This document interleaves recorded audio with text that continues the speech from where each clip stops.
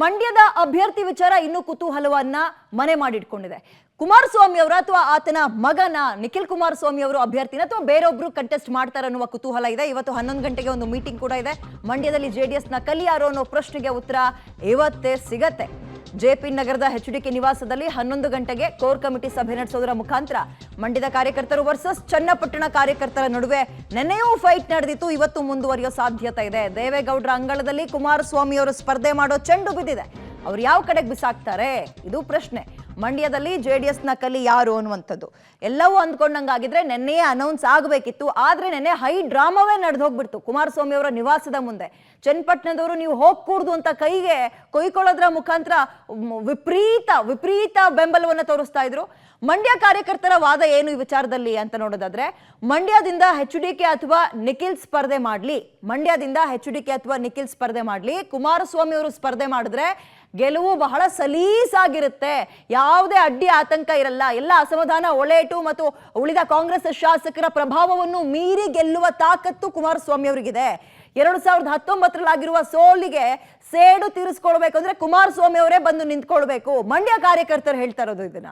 HDK ಅವರು ಆರೋಗ್ಯದ ನೆಪ ಕೊಟ್ಟರು ಕೂಡ, ಆರೋಗ್ಯ ಸರಿ ಇಲ್ಲ ಅಂದ್ರು ನಾಮಪತ್ರ ಸಲ್ಲಿಕೆ ಮಾಡೋಕ್ ಬಂದ್ರೆ ಸಾಕು, ಉಳಿದಿದ್ದು ನಾವು ನೋಡ್ಕೊಳ್ತೀವಿ, ನಮ್ಮ ಪಾಡಿಗೆ ನಮ್ಮನ್ನು ಬಿಟ್ಬಿಡಿ. ಆದ್ರೆ ಚನ್ನಪಟ್ಟಣದವ್ರು ಏನ್ ಹೇಳ್ತಾರೆ ಅಂದ್ರೆ, ಚನ್ನಪಟ್ಟಣ ಬಿಟ್ಟು HDK ಮಂಡ್ಯಕ್ಕೆ ಹೋಗ್ಬಾರ್ದು. ಅಲ್ಲಿನ ಶಾಸಕರು ಚನ್ನಪಟ್ಟಣದಲ್ಲಿ ಸದ್ಯ ಮಂಡ್ಯಕ್ಕೆ ಹೋಗೋದು ಬೇಡ. ಮಂಡ್ಯಕ್ಕೆ ಬೇಕಾದ್ರೆ ದೇವೇಗೌಡರು ನಿಂತ್ಕೊಳ್ಳಿ ಅಥವಾ ಅವ್ರ ಮೊಮ್ಮಗ ನಿಖಿಲ್ ಸ್ಪರ್ಧೆ ಮಾಡ್ಲಿ, ಆದ್ರೆ ಕುಮಾರಸ್ವಾಮಿ ಅವರು ಹೋಗೋದು ಬೇಡ. 2019 ಏನ್ ಮಾಡಿದ್ರು ಮಂಡ್ಯ ಕಾರ್ಯಕರ್ತರು? ಕುಮಾರಸ್ವಾಮಿ ಅವ್ರನ್ನ ಉಳಿಸ್ಕೊಂಡ್ರ, ಅವ್ರ ಮಗನನ್ನು ಉಳಿಸ್ಕೊಂಡ್ರ? ಇಲ್ಲ. ಈಗ ಅವ್ರು ಯಾಕೆ ಬರ್ಬೇಕು ಹಾಗಾದ್ರೆ? ಈಗ ನಾವು ಚನ್ನಪಟ್ಟಣದಿಂದ ಕುಮಾರಸ್ವಾಮಿ ಅವ್ರನ್ನ ಕಳ್ಸೋಕ್ ಒಪ್ಪಲ್ಲ ಅಂತ ಈ ಕಾರ್ಯಕರ್ತರು ಪಟ್ಟು ಹಿಡಿದಿದ್ದಾರೆ.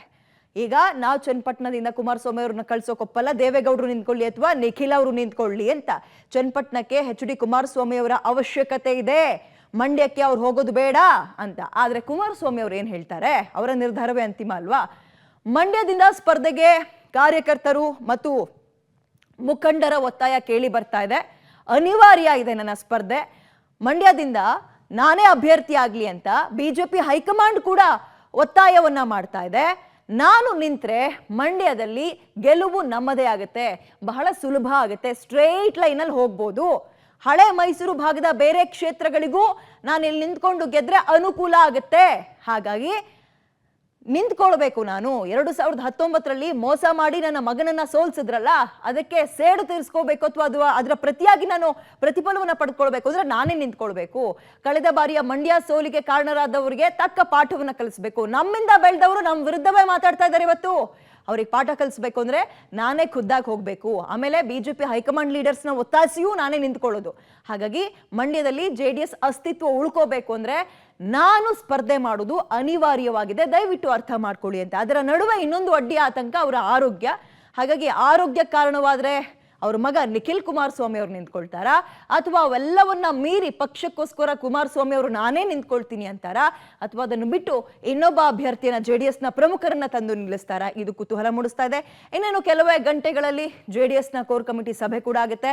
ಆ ಸಭೆಯಲ್ಲಿ ಮಂಡ್ಯದ ಅಭ್ಯರ್ಥಿ ಯಾರಾಗ್ತಾರೆ ಅನ್ನೋದಕ್ಕೆ ಉತ್ತರ ಸಿಗತ್ತೆ.